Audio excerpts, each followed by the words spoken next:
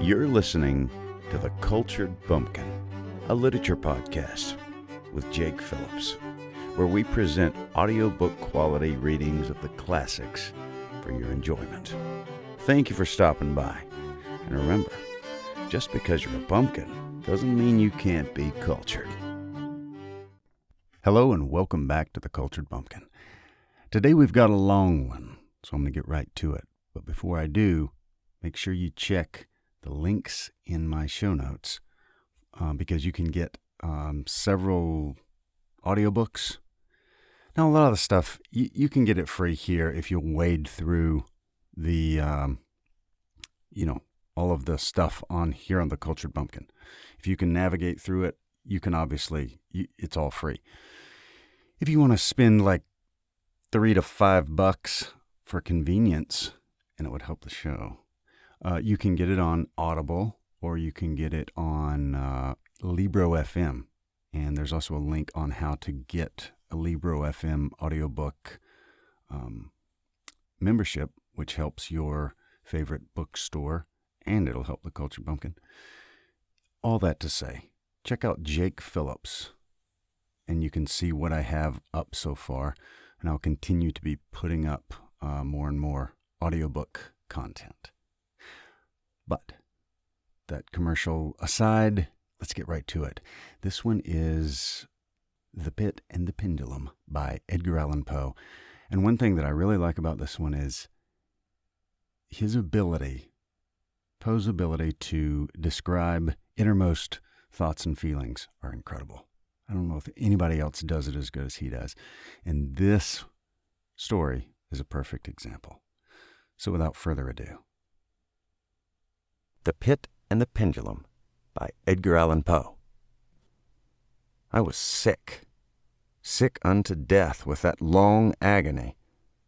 And when they at length unbound me and I was permitted to sit, I felt that my senses were leaving me. The sentence, the dread sentence of death, was the last of distinct accentuation which reached my ears. After that, the sound of the inquisitorial voices seemed merged in one dreamy, indeterminate hum. It conveyed to my soul the idea of revolution, perhaps from its association in fancy with the burr of a mill wheel. This only for a brief period, for presently I heard no more. Yet for a while I saw, but with how terrible an exaggeration, I saw the lips of the black-robed judges. They appeared to me whiter than the sheet upon which I traced these words, and thin even to grotesqueness, thin with the intensity of their expression of firmness, of immovable resolution, of stern contempt of human torture. I saw that the decrees of what to me was fate were still issuing from those lips. I saw them writhe with a deadly locution. I saw them fashion the syllables of my name, and I shuddered because no sound succeeded. I saw, too, for a few moments of delirious horror, the soft and nearly imperceptible waving of the sable draperies which enwrapped the walls of the apartment. And then my vision fell upon the 7 tall candles upon the table. At first, they wore the aspect of charity, and seemed white and slender angels who would save me. But then, all at once, there came a most deadly nausea over my spirit, and I felt every fiber in my frame thrill as if I had touched the wire of a galvanic battery, while the angel forms became meaningless specters with heads of flame, and I saw that from them there would be no help. And then there stole into my fancy, like a rich musical note, the thought of what sweet rest there must be in the grave. The thought that came gently and stealthily, and it seemed long before it attained full appreciation. But just as my spirit came at length properly to feel and entertain it, the figures of the judges vanished as if magically from before me. The tall candles sank into nothingness. Their flames went out utterly. The blackness of darkness supervened. All sensations appeared swallowed up in a mad rushing descent, as of the soul into Hades. Then silence and stillness. Night were the universe. I had swooned, but still will not say that all of consciousness was lost. What of it there remained I will not attempt to define or even describe, yet all was not lost. In the deepest slumber, no. In delirium, no. In a swoon, no. In death, no. Even in the grave all is not lost. Else there is no immortality for man. Arousing from the most profound of slumbers, we break the gossamer web of some dream. Yet in a second afterward, so frail may that web have been, we remember not that we have dreamed. In the return to life from the swoon there are two stages. First, that of the sense of mental or spiritual. Secondly, that of the sense of physical existence. It seems probable that if, upon reaching the second stage, we could recall the impressions of the first, we should find these impressions eloquent in memories of the gulf beyond. And that gulf is what? How at least shall we distinguish its shadows from those of the tomb? But if the impressions of what I have termed the first stage are not, at will, recalled yet after long interval, do they not come unbidden, while we marvel whence they come? He who has never swooned is not he who finds strange palaces and wildly familiar faces in coals that glow. Is not he who beholds floating in mid-air the sad visions that many may not view. Is not he who ponders over the perfume of some novel flower. Is not he whose brain grows bewildered with the meaning of some musical cadence which has never before arrested his attention. Amid frequent and thoughtful endeavors to remember, amid earnest struggles to regather some token of the state of seeming nothingness into which my soul had lapsed, there have been moments when I have dreamed of success. There have been brief, very brief periods when I have conjured up remembrances which the lucid season of a later epoch assures me could have had reference only to that condition of seeming unconsciousness. These shadows of memory tell indistinctly of tall figures that lifted and bore me in silence, down, down, still down, till a hideous dizziness oppressed me at the mere idea of the interminableness of the descent. They tell also of a vague horror at my heart on account of that heart's unnatural stillness. Then comes a sense of sudden motionlessness throughout all things, as if those who bore me, a ghastly train, had outrun in their descent the limits of the limitless and paused from the wearisome of their toil. After this I call to mind flatness and dampness, and then all is madness, the madness of a memory which busies itself among forbidden things. Very suddenly there came back to my soul motion and sound, the tumultuous motion of the heart, and in my ears the sound of its beating. Then a pause in which all is blank. Then again sound and motion and touch, a tingling sensation pervading my frame. Then the mere consciousness of existence, without thought, a condition which lasted long. Then very suddenly thought, in shuddering terror, in earnest endeavor to comprehend my true state. Then a strong desire to lapse into insensibility. Then a rushing revival of soul and a successful effort to move. And now a full memory of the trial, of the judges, of the sable draperies, of the sentence, of the sickness, of the swoon. Then entire forgetfulness of all that followed, of all that a later day and much earnestness of endeavor have enabled me vaguely to recall. So far, I had not opened my eyes. I felt that I lay upon my back, unbound. I reached out my hand, and it fell heavily upon something damp and hard. There I suffered it to remain for many minutes, while I strove to imagine where and what I could be. I longed, yet dared not to employ my vision. I dreaded the first glance at objects around me. It was not that I feared to look upon things horrible, but I grew aghast lest there should be nothing to see. At length, with a wild desperation at heart, I quickly unclosed my eyes. My worst thoughts then were confirmed. The blackness of eternal night encompassed me. I struggled for breath. The intensity of the darkness seemed to oppress and stifle me. The atmosphere was intolerably close. I still lay quietly and made effort to exercise my reason. I brought to mind the inquisitorial proceedings and attempted from that point to deduce my real condition. The sentence had passed, and it appeared to me that a very long interval of time had since elapsed. Yet not for a moment did I suppose myself actually dead. Such a supposition, notwithstanding what we read in fiction, is altogether inconsistent with real existence. But where, and in what state was I? The condemned to death, I knew, perished usually at the auto da fe, and one of these had been held on the very night of the day of my trial. Had I been remanded to my dungeon to await the next sacrifice, which would not take place for many months? This, I saw at once, could not be. Victims had been in immediate demand. Moreover, my dungeon, as well as all the condemned cells at Toledo, had stone floors, and light was not altogether excluded. A fearful idea now suddenly drove the blood in torrents upon my heart, and for a brief period I once more relapsed into insensibility. Upon recovering, I at once started to my feet, trembling convulsively in every fiber. I thrust my arms wildly above and around me in all directions. I felt nothing, yet dreaded to move a step lest I should be impeded by the walls of a tomb. Perspiration burst from every pore and stood in cold big beads upon my forehead. The agony of suspense grew at length intolerable, and I cautiously moved forward, with my arms extended and my eyes straining from their sockets in the hope of catching some faint ray of light. I proceeded for many paces, but still all was blackness and vacancy. I breathed more freely. It seemed evident that mine was not, at least, the most hideous of fates. And now I still continued to step cautiously onward.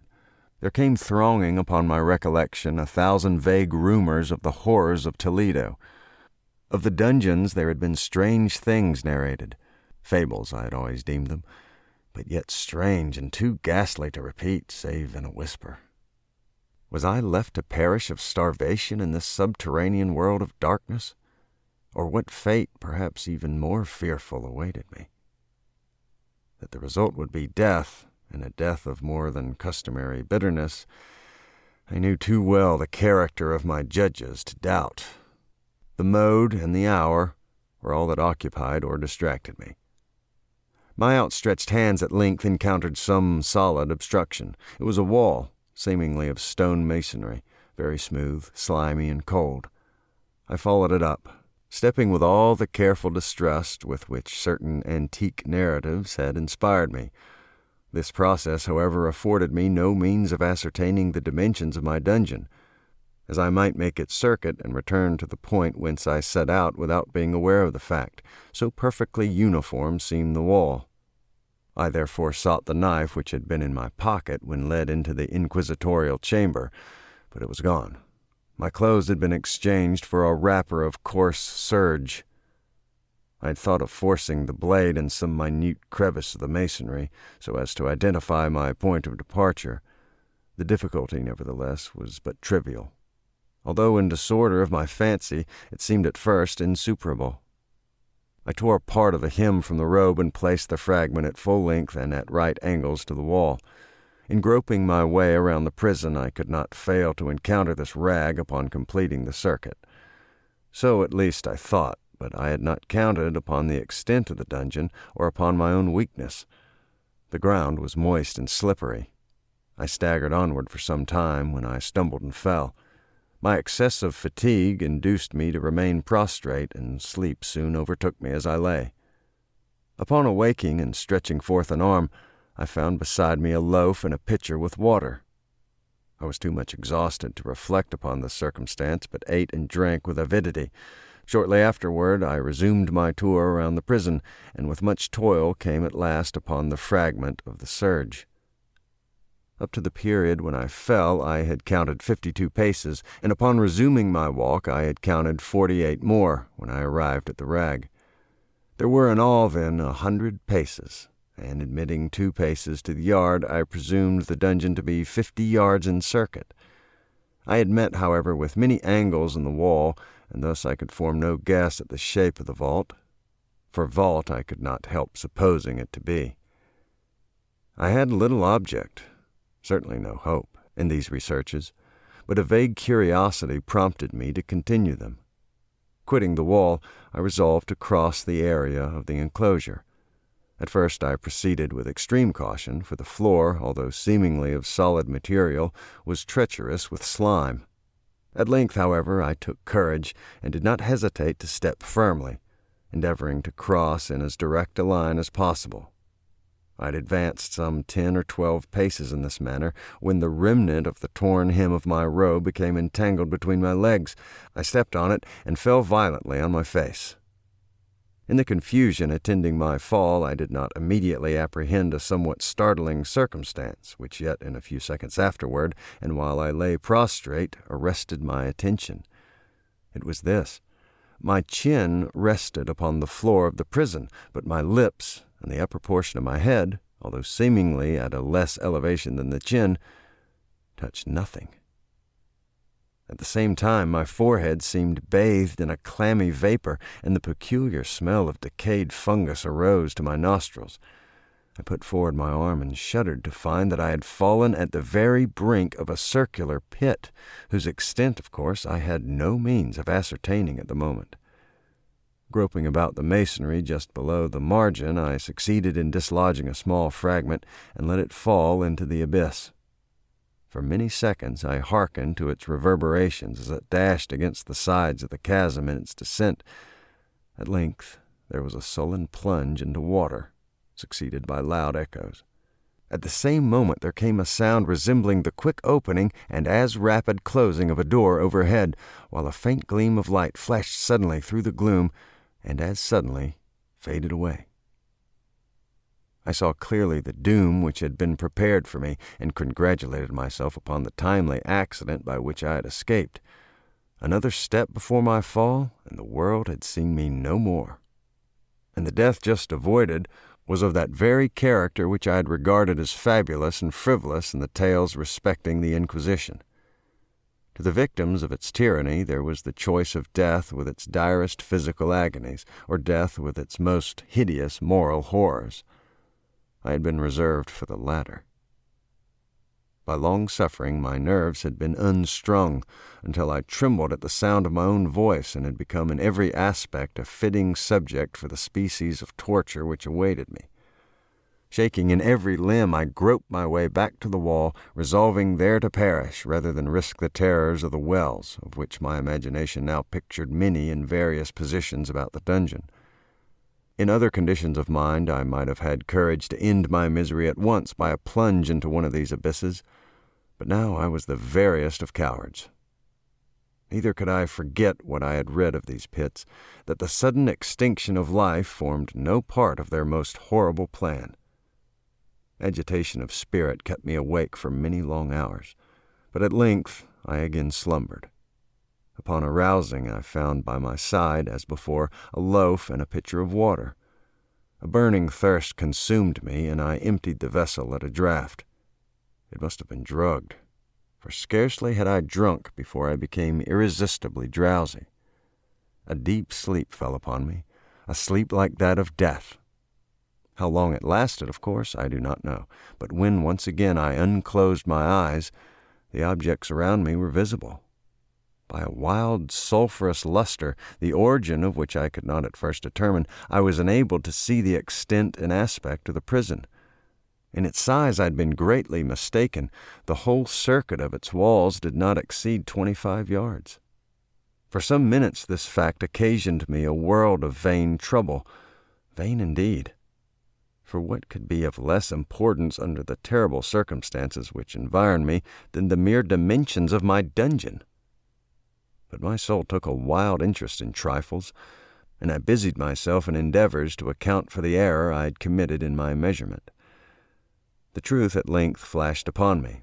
In my first attempt at exploration, I had counted 52 paces, up to the period when I fell. I must have then been within a pace or two of the fragment of serge. In fact, I had nearly performed the circuit of the vault. I then slept, and upon awaking, I must have returned upon my steps, thus supposing the circuit nearly double what it actually was. My confusion of mind prevented me from observing that I had begun my tour with the wall to the left and ended it with the wall to the right. I had been deceived, too, in respect to the shape of the enclosure. In feeling my way, I had found many angles and thus deduced an idea of great irregularity. So potent is the effect of total darkness upon one arousing from lethargy or sleep.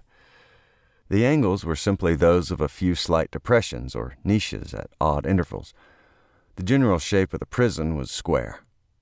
What I had taken for masonry seemed now to be iron or some other metal in huge plates, whose sutures or joints occasioned the depression. The entire surface of this metallic enclosure was rudely daubed in all the hideous and repulsive devices to which the charnel superstition of the monks has given rise. The figures of fiends and aspects of menace, with skeleton forms and other more really fearful images, overspread and disfigured the walls. I observed that the outlines of these monstrosities were sufficiently distinct, but that the colors seemed faded and blurred, as if from the effects of a damp atmosphere. I now noticed the floor, too, which was of stone. In the center yawned the circular pit, from whose jaws I had escaped, but it was the only one in the dungeon. All this I saw distinctly and by much effort, for my personal condition had been greatly changed during slumber. I now lay upon my back, and at full length, on a species of low framework of wood. To this I was securely bound by a long strap resembling a surcingle. It passed in many convolutions about my limbs and body, leaving at liberty only my head and my left arm to such extent that I could, by dint of such exertion, supply myself with food from an earthen dish which lay by my side on the floor. I saw, to my horror, that the pitcher had been removed. I say to my horror, for I was consumed with intolerable thirst. This thirst it appeared to be the design of my persecutors to stimulate, for the food in the dish was meat pungently seasoned. Looking upward, I surveyed the ceiling of my prison. It was some 30 or 40 feet overhead and constructed much as the side walls. In one of its panels, a very singular figure riveted my whole attention. It was the painted figure of Time, as he is commonly represented, save that, in lieu of a scythe, he held what, at a casual glance, I supposed to be the pictured image of a huge pendulum, such as we see on antique clocks. There was something, however, in the appearance of this machine which caused me to regard it more attentively. While I gazed directly upward at it, for its position was immediately over my own, I fancied that I saw it in motion. In an instant afterward, the fancy was confirmed. Its sweep was brief and, of course, slow. I watched it for some minutes, somewhat in fear, but more in wonder. Wearied at length with observing its dull movement, I turned my eyes upon the other objects in the cell. A slight noise attracted my notice, and looking to the floor, I saw several enormous rats traversing it. They had issued from the well, which lay just within view to my right. Even then, while I gazed, they came up in troops, hurriedly, with ravenous eyes, allured by the scent of the meat. From this it required much effort and attention to scare them away. It might have been half an hour, perhaps even an hour, for I could not take but imperfect note of time, before I again cast my eyes upward. What I saw then confounded and amazed me. The sweep of the pendulum had increased in extent by nearly a yard. As a natural consequence, its velocity was also much greater. But what mainly disturbed me was the idea that had perceptibly descended. I now observed, with what horror it is needless to say, that its nether extremity was formed of a crescent of glittering steel, about a foot in length from horn to horn, the horns upward, and the under edge evidently as keen as that of a razor. Like a razor also, it seemed massy and heavy, tapering from the edge into a solid and broad structure above. It was appended to a weighty rod of brass, and the whole hissed as it swung through the air. I could no longer doubt the doom prepared for me by monkish ingenuity and torture. My cognizance of the pit had become known to the inquisitorial agents, the pit whose horrors had been destined for so bold a recusant as myself, the pit typical of hell and regarded by rumor as the ultima thule of all their punishments. The plunge into this pit I had avoided by the merest of accidents. I knew that surprise, or entrapment into torment, formed an important portion of all the grotesquerie of these dungeon deaths. Having failed to fall, it was no part of the demon plan to hurl me into the abyss, and thus, there being no alternative, a different and a milder destruction awaited me. Milder! I half smiled in my agony as I thought of such application of a term. What boots it to tell of the long, long hours of horror more than mortal during which I counted the rushing vibrations of the steel, inch by inch, line by line, with a descent only appreciable at intervals that seemed ages. Down and still down it came. Days passed. It might have been that many days passed, ere it swept so closely over me as to fan me with its acrid breath. The odor of the sharp steel forced itself into my nostrils. I prayed. I wearied heaven with my prayer for its more speedy descent. I grew fanatically mad and struggled to force myself upward against the sweep of the fearful scimitar. And then I fell suddenly calm and lay smiling at the glittering death, as a child at some rare bauble. There was another interval of utter insensibility. It was brief, for upon lapsing into life there had been no perceptible descent into the pendulum. But it might have been long, for I knew there were demons who took note of my swoon and who could have arrested the vibration at pleasure. Upon my recovery, too, I felt inexpressibly sick and weak. Even amid the agonies of that period, the human nature craved food. With painful effort, I outstretched my left arm as far as my bonds permitted and took possession of the small remnant with which had been spared me by the rats. As I put a portion of it within my lips, there rushed to my mind a half-formed thought of joy, of hope. Yet what business had I with hope? It was, as I say, a half-formed thought. Man has many such which are never completed. I felt that it was of joy, of hope, but felt also that it had perished in its formation. In vain I struggled to perfect, to regain it. Long suffering had nearly annihilated all my ordinary powers of mind. I was an imbecile, an idiot. The vibration of the pendulum was at right angles to my length. I saw that the crescent was designed to cross the region of the heart. It would fray the serge of my robe. It would return and repeat its operations again and again. Notwithstanding terrifically wide sweep, some 30 feet or more, and the hissing vigor of its descent, sufficient to sunder these very walls of iron, still the fraying of my robe would be all that for several minutes it would accomplish. And at this thought I paused. I dared not go farther than this reflection. I dwelt upon it with a pertinacity of attention, as if, in so dwelling, I could arrest here the descent of the steel.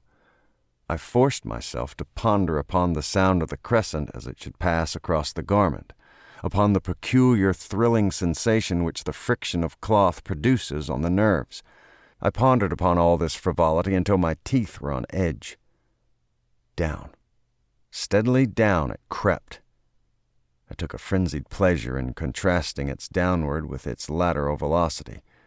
To the right, to the left, far and wide, with the shriek of a condemned spirit, to my heart with the stealthy pace of the tiger. I alternately laughed and howled as the one or the other idea grew predominant. Down, certainly, relentlessly down, it vibrated within 3 inches of my bosom. I struggled violently, furiously, to free my left arm. This was free only from the elbow to the hand. I could reach the latter, from the platter beside me to my mouth, with great effort, but no farther. Could I have broken the fastenings above the elbow, I would have seized and attempted to arrest the pendulum. I might as well have attempted to arrest an avalanche. Down. Still unceasingly, still inevitably down. I gasped and struggled at each vibration. I shrunk convulsively at its every sweep. My mind followed its outward or upward whirls with the eagerness of the most unmeaning despair. They closed themselves spasmodically at the descent, although death would have been a relief. Oh, how unspeakable! Still I quivered in every nerve to think how slight a sinking of the machinery would precipitate that keen, glistening axe upon my bosom. It was hope that prompted the nerve to quiver, the frame to shrink. It was hope, the hope that triumphs on the rack, that whispers to the death-condemned even in the dungeons of the Inquisition. I saw that some 10 or 12 vibrations would bring the steel in contact with my robe, and with this observation there suddenly came over my spirit all the keen, collected calmness of despair. For the first time during many hours, or perhaps many days, I thought, it now occurred to me that the bandage, or surcingle, which enveloped me was unique. I was tied by no separate cord. The first stroke of the razor-like crescent athwart any portion of the band would so detach it that it might be unwound from my person by means of my left hand. But how fearful in that case the proximity of the steel, the result of the slightest struggle, how deadly! Was it likely, moreover, that the minions of the torturer had not foreseen and provided for this possibility? Was it probable that the bandage crossed my bosom in the track of the pendulum? Dreading to find my feint, and as it seemed my last hope frustrated, I so far elevated my head as to obtain a distinct view of my breast. The surcingle enveloped my limbs and body close in all directions, save in the path of the destroying crescent. Scarcely had I dropped my head back into its original position when there flashed upon my mind what I cannot better describe than as the unformed half of that idea of deliverance to which I have previously alluded, and which only floated indeterminately through my brain when I raised food to my burning lips. The whole thought was now present, feeble, scarcely sane, scarcely definite, but still entire. I proceeded at once, with the nervous energy of despair, to attempt its execution. For many hours the immediate vicinity of the low framework upon which I lay had been literally swarming with rats. They were wild, bold, ravenous, their red eyes glaring upon me as if they waited but for motionlessness on my part to make me their prey. To what food, I thought, have they been accustomed in the well? They had devoured, in spite of all my efforts to prevent them, all but a small remnant of the contents of the dish. I had fallen into an habitual seesaw or wave of the hand about the platter, and at length the unconscious uniformity of the movement deprived it of effect. In their voracity, the vermin frequently fastened their sharp fangs in my fingers. With the particles of the oily and spicy viand which now remained, I thoroughly rubbed the bandage wherever I could reach it. Raising my hand from the floor, I lay breathlessly still. At first the ravenous animals were startled and terrified at the change, at the cessation of movement. They shrank alarmedly back. Many sought the well. But this was only for a moment. I had not counted in vain upon their voracity. Observing that I remained without motion, one or two of the boldest leaped upon the framework and smelt at the surcingle. This seemed the signal for a general rush. Forth from the well they hurried in fresh troops. They clung to the wood, they overran it, and leaped in hundreds upon my person. The measured movements of the pendulum disturbed them not at all. Avoiding its strokes, they busied themselves with the anointed bandage. They pressed, they swarmed upon me in ever-accumulating heaps. They writhed upon my throat. Their cold lips sought my own. I was half stifled by their thronging pressure. Disgust, for which the world has no name, swelled in my bosom and chilled with heavy clamminess my heart. Yet 1 minute, and I felt that the struggle would be over. Plainly, I perceived the loosening of the bandage. I knew that in more than one place it must be already severed. With a more than human resolution, I lay still. Nor had I erred in my calculations, nor had I endured in vain. I at length felt that I was free. The surcingle hung in ribands from my body, but the stroke of the pendulum already pressed upon my bosom. It had divided the serge of the robe. It had cut through the linen beneath. Twice again it swung, and a sharp sense of pain shot through every nerve. But the moment of escape had arrived. At a wave of my hand, my deliverers hurried tumultuously away. With a steady movement, cautious, sidelong, shrinking, and slow, I slid from the embrace of the bandage and beyond the reach of the scimitar. For the moment, at least, I was free. Free! And in the grasp of the Inquisition. I had scarcely stepped from my wooden bed of horror upon the same stone floor of the prison when the motion of the hellish machine ceased, and I beheld it drawn up by some invisible force through the ceiling. This was a lesson which I took desperately to heart. My every motion was undoubtedly watched. Free! I had but escaped death in one form of agony to be delivered unto worse than death in some other. With that thought I rolled my eyes nervously around on the barriers of iron that hemmed me in. Something unusual, some change which at first I could not appreciate distinctly, it was obvious, had taken place in the apartment. For many minutes of a dreamy and trembling abstraction, I busied myself in vain, unconnected conjecture. During this period I became aware, for the first time, of the origin of the sulphurous light which illumined the cell. It proceeded from a fissure about 1/2 inch in width, extending entirely around the prison at the base of the walls, which thus appeared and were completely separated from the floor. I endeavored, but of course in vain, to look through the aperture. As I arose from the attempt, the mystery of the alteration in the chamber broke at once upon my understanding. I have observed that, although the outlines of the figures upon the walls were sufficiently distinct, yet the colors seemed blurred and indefinite.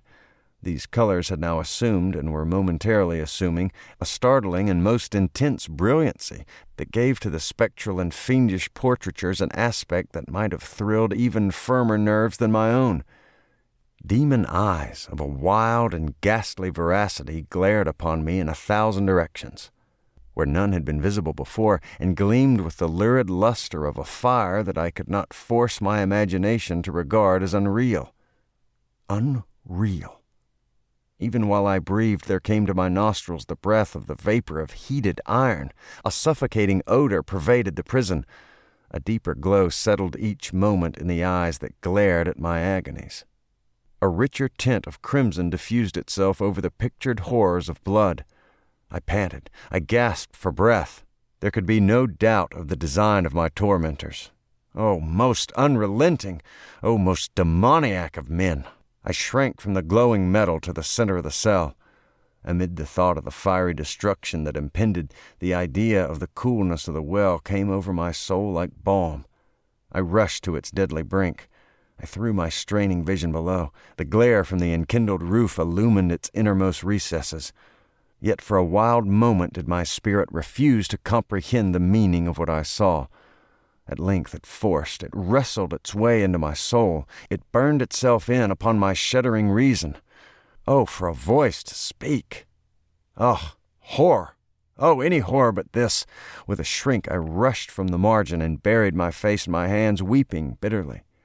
The heat rapidly increased, and once again I looked up, shuddering as with a fit of the ague. There had been a second change in the cell, and now the change was obviously in the form.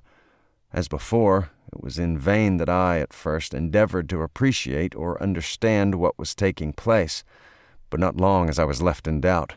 The inquisitorial vengeance had been hurried by my twofold escape, and there was to be no more dallying with the King of Terrors. The room had been square. I saw that 2 of its iron angles were now acute, 2 consequently obtuse. The fearful difference quickly increased with a low rumbling or moaning sound.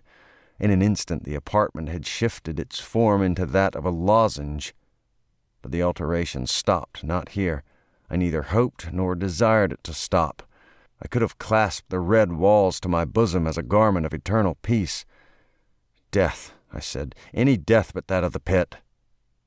Fool! Might I have not known that into the pit it was the object of the burning iron to urge me? Could I resist its glow? Or, if even that, could I withstand its pressure? And now, flatter and flatter grew the lozenge, with a rapidity that left me no time for contemplation. Its center, and of course its greatest width, came just over the yawning gulf. I shrank back, but the closing walls pressed me resistlessly onward. At length, for my seared and writhing body, there was no longer an inch of foothold on the firm floor of the prison. I struggled no more. But the agony of my soul found vent in one loud, long, and final scream of despair. I felt that I tottered upon the brink. I averted my eyes. There was a discordant hum of human voices. There was a loud blast of as many trumpets. There was a harsh grating as of 1,000 thunders. The fiery walls rushed back.